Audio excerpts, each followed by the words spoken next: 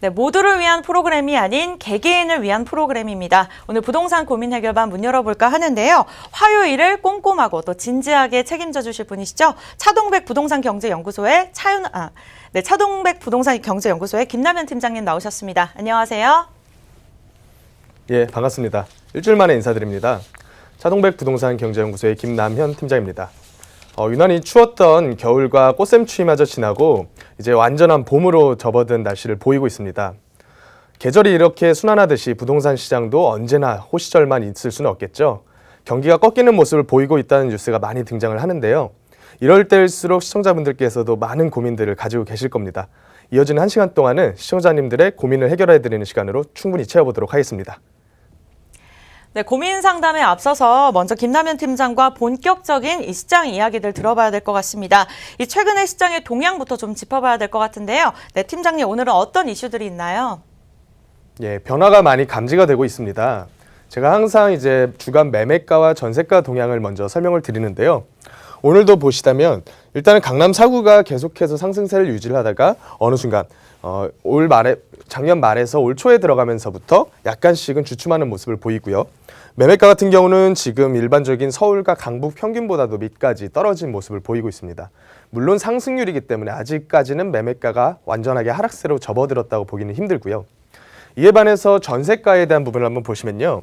전세가 같은 부분은 제가 항상 매주마다 말씀을 드리다시피 굉장히 큰 폭으로 떨어지고 있는 모습을 보이고 있습니다. 약간 반등을 하는 모습이라고 생각을 하실 수도 있겠는데요.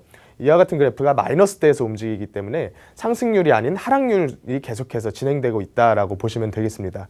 실제적으로 시장의 분위기를 보면 전세 호가가 굉장히 많이 떨어지고 전세를 맞추기 힘들어지는 상황이 오고 있습니다. 이게 바로 입주 충격이라는 거겠죠.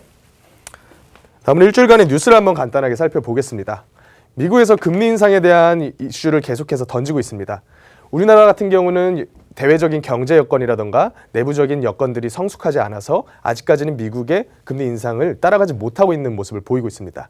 하지만 이 갭이 벌어지게 된다면 언젠가는 우리나라도 계속해서 금리 인상 추세로 양적 통화량을 축소시키는 정책으로 갈 수밖에 없겠는데요. 이와 같은 뉴스가 부동산 시장에 던지는 의미를 한번 생각을 해볼 필요가 있습니다. 기준금리를 인상하게 되면 시중금리도 따라서 자연스럽게 높아지게 됩니다.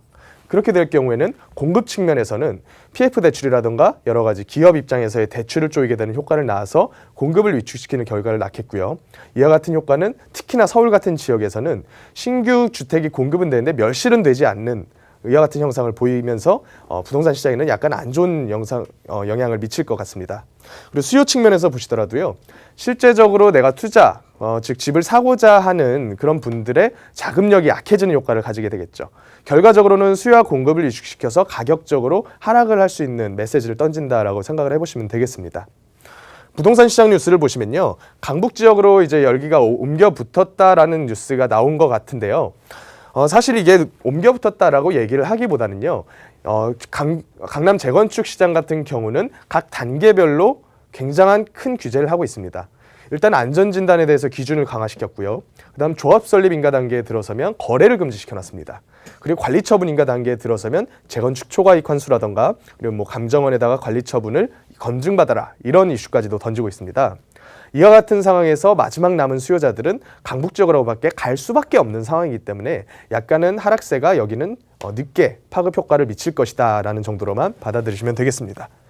그리고 이어지는 뉴스로는 마포, 용산, 성동구 등 약간은 좀 느리게 상승을 하고 느리게 하락세로 접어들 것 같은 구들도 거래 절벽이 왔다라는 것을 보시면 되겠습니다.